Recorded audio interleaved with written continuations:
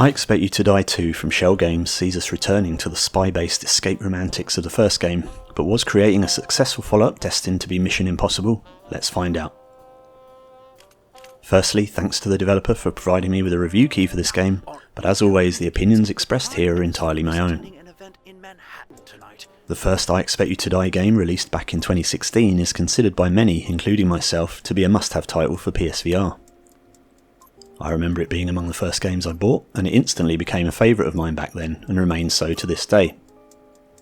So I was excited when a sequel was announced, and couldn't wait to give this a go. What I can say is that jumping into this sequel is immediately like meeting up with an old friend who you haven't seen for ages, albeit an old friend who would slip poison into your drink or push you into a pit of spikes as soon as your back was turned. Without wanting to give too much away, the story sees you reprising the role of Agent Phoenix from the first game, working for the agency and trying to save the world from the evil Zaraxis organisation and their nefarious schemes. Gameplay consists of completing a series of challenging missions, each of which has you entering fixed scenes or environments which are essentially self-contained escape rooms. You need to examine your surroundings and work out what needs to be done, with audible and visual clues along the way. Although you're mostly glued to the spot, each mission tends to introduce new mechanics, puzzles and interactions to keep things interesting.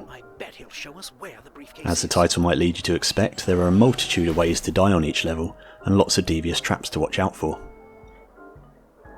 Trial and error is a big part of the game, and if you do die it'll require you to start the stage from scratch, although there are minimal load times, and in most cases it's quite quick for you to repeat your steps to get back to where you were before you made your fatal mistake.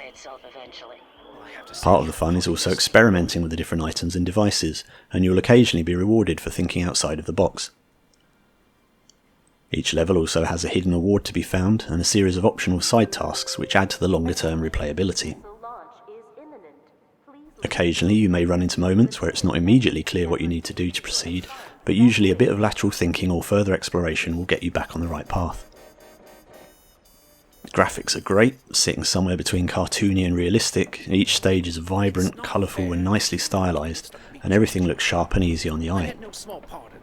There are also some nice animations and effects throughout, the rain and lightning during a stormy flight, or the dust falling from the rafters of a wine cellar as people walk overhead, being just a couple of examples. And there's some atmospheric use of light and shadow when you're relying on torchlight. The sound, music and voice acting is fantastic. The voice of your handler is played perfectly by the same person as in the first game, who, as before, offers up mission briefings and advice along with little quips here and there. New to this instalment is the celebrity voice of Will Wheaton, playing the role of famous actor John Juniper, who suitably plays it up as the egotistical star of the piece. Only the best chefs in the world can prepare that dish safely. Lucky for you, I employ the best chefs.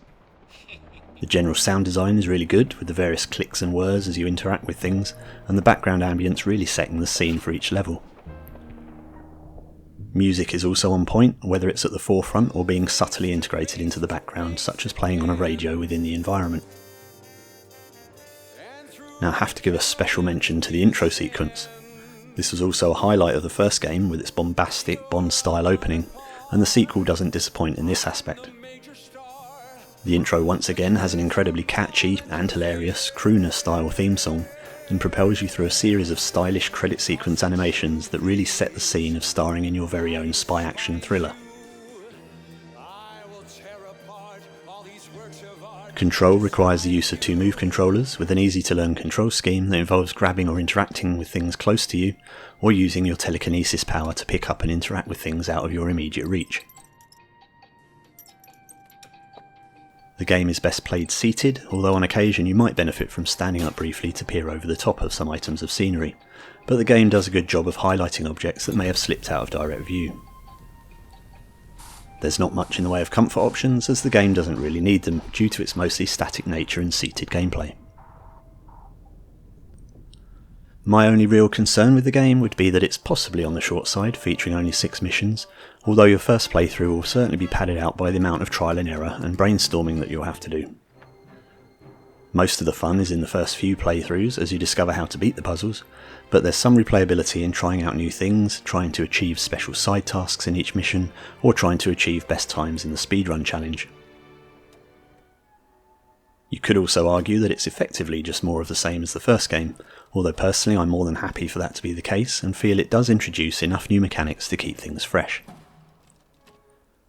Although nothing's yet confirmed, it's worth remembering that the original game actually received some additional levels in the form of free DLC after launch, so never say never again, and maybe we'll see more of Agent Phoenix sooner than we think.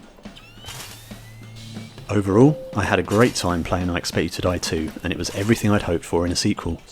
Its well-written characters and storyline really immerse you into a shadowy spy caper, and it presents a fun, polished experience with some great puzzle solving along the way. I'll be adding this straight onto my list of recommended games for new PSVR owners, along with the original, and it's absolutely worth the £20 asking price. Although some may say you only live twice, I really hope we can look forward to more entries in the series in future, so we get the chance to die another day. Gibson, walk me through your thought process here. You took a bottle you know perfectly well I absolutely despise.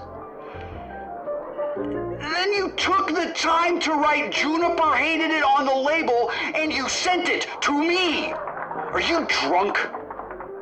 No, you know what? We're done here. Security, gas the wine cellar.